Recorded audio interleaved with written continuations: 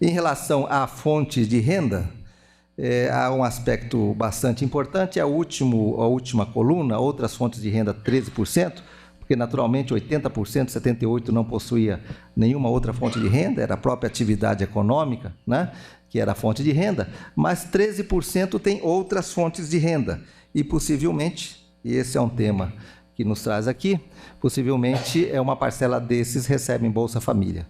Nós cruzamos o cadastro de todos os ex, 31/7, 1.400.000, com os beneficiários do Bolsa Família, e identificamos 102.627 empreendedores individuais formalizados com CNPJ que recebem Bolsa Família, não? 7,3% do universo, e aqui nós temos alguns dados bastante interessantes, em primeira mão, esse cruzamento saiu ontem, estado por estado, não é? Aqui em números absolutos, quer dizer, um grande destaque para a Bahia, São Paulo, e lá no final, Distrito Federal, Roraima. Mas nós podemos olhar de outra forma, proporcionalmente, a quantidade de empreendedores individuais que recebem o Bolsa Família, medindo as coisas de uma forma melhor, na medida que coloca as proporções. A média Brasil é 7,3%, 7%, e a gente sai de Roraima com 16%, Alagoas 16%, Maranhão 15%, Paraíba 14%, e chegamos aqui em São Paulo 4%, Santa Catarina 3%, DF 3%, média nacional 7%. Então nós temos aqui um forte elemento, não é, de sobreposição entre empreendedor individual e Bolsa Família, sabendo, e nós sabemos disso no nosso dia a dia, que muitos informais ainda não aderiram, ainda não se formalizaram, com receio de perder o apoio do Bolsa Família. Uma informação que nós precisamos cada vez mais divulgar, não é? Eles aderiram e não perderam o Bolsa Família, porque existe esse receio de que perde a ajuda. Olhando de uma outra forma, está aqui os números, estados por estado, esses números serão divulgados. Então, de Roraima ao DF, a quantidade de empreendedores individuais, e dentro deles o que recebe Bolsa Família e as proporções todas. Chegamos, de novo, a 102.627. Isso está crescendo. Nós acreditamos que vai aumentar a proporção de empreendedores individuais que recebam o Bolsa Família, na medida que vai se entendendo que isso não perde o benefício, ao contrário, é uma das vias, das possibilidades de prescindir da própria ajuda, não? Naturalmente que é um fenômeno urbano, apenas 8% está no campo. O empreendedor individual é também um fenômeno urbano, na medida que no campo, o Fundo Rural, a questão da previdência está muito bem resolvida, e o empreendedor individual tem um grande estímulo, um grande incentivo, que é a inclusão previdenciária, o fato de poder contar com a previdência a partir do registro. Nós estamos falando fundamentalmente das cidades, e se olharmos aí no recorte de 19 cidades, que a gente já chega a quase 1/4 do universo, nós temos aí o quê? Salvador, Bahia, com quase 5.000 empreendedores individuais que recebem Bolsa Família, e vamos descendo, chegando aí a Nova Iguaçu, Belo Horizonte, Belém, Jaboatão dos Guararapes. Então são as grandes metrópoles, as grandes cidades e as cidades próximas, as cidades muito populosas da periferia das grandes cidades, das capitais. Bastante concentrado, um número razoável, na cidade de São Paulo, por exemplo, 2.500 empreendedores individuais que recebem o Bolsa Família. Um aspecto também interessante, nós estamos nos debruçando sobre esses dados, analisando, mas isso chama atenção, que é a relação de parentesco com o chefe da família. O Bolsa Família né, como o próprio nome diz, é para toda a família, e nós temos aqui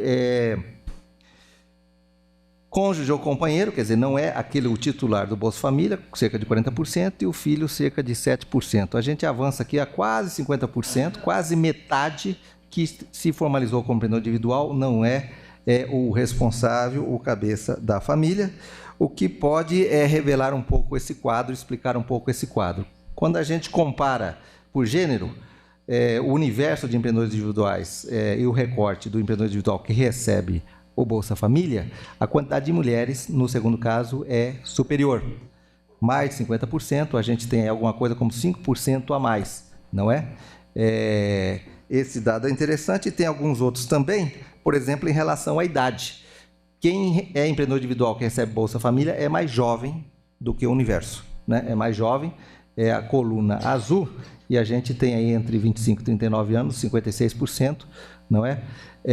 E na idade acima de 40 anos, um pouco menor. Então, pode ser aí a relação de parentesco, filho ou coisa do tipo. E enquanto que há uma grande percentual de analfabetos beneficiários do Bolsa Família, a secretária chegou a falar, acho que quase 25%, nós temos aqui um número muito inferior, 4%. 4%, isso talvez se explica porque a atividade empreendedora, não é? Exige habilidades, conhecimentos, e sendo analfabeto é muito difícil. Então, nós temos aqui uma porção muito maior de alfabetizados e, curiosamente, né, nós temos aqui, de fato, curiosamente não, é bastante plausível, de que quando comparamos o universo do empreendedor individual com o segmento que recebe Bolsa Família, o nível de escolaridade é inferior. A média no Bolsa Família é inferior ao universo. Só que isso nessa comparação entre empreendedores individuais. Se voltarmos novamente a comparar com a população, também os empreendedores individuais que recebem Bolsa Família têm um nível de escolaridade superior à média da população brasileira. Ensino médio, técnico completo, 39 a 26, na base da pirâmide o mesmo percentual e naturalmente que superior, acima, inferior à média da população. Mas veja que estamos falando sempre aqui de pelo menos segundo grau, de ensino técnico, de um profissional que vê na formalização uma possibilidade boa de se estabelecer, de estabilizar a sua fonte de renda, a sua atividade econômica. Novamente, um dado muito importante, então, entre os beneficiários da Bolsa Família, aqueles mais escolarizados, uma quase que residual o analfabetismo, a adesão ao empreendedor individual. Se olharmos para os setores, não tem diferenças tão grandes, chama atenção apenas o comércio, né?